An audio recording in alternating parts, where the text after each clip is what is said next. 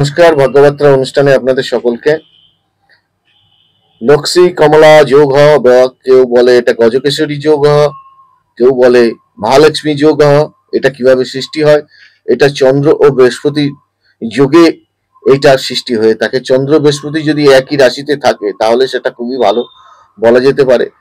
আবার অপোজিট রাশিতেও যদি থাকে, যেমন মেষ এবং তুলা, আর হচ্ছে কর্কট এবং হচ্ছে আপনার মকর রাশি, এখানেও খুব ভালো লক্ষ্মী যোগ সৃষ্টি করে।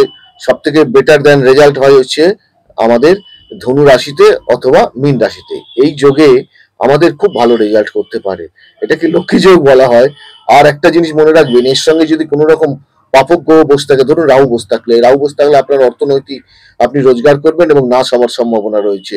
সেটা চন্দ্রের সাথে আবার রাহু থাকলে মন মানসিকতা নষ্ট করে দেয় এবং নিউরো রোগ নিয়ে আসে। আপনারা আমার এই অনুষ্ঠানগুলো দেখুন, লাইক শেয়ার সাবস্ক্রাইব করুন, ভালো থাকুন, অন্যকে ভালো রাখুন। নমস্কার।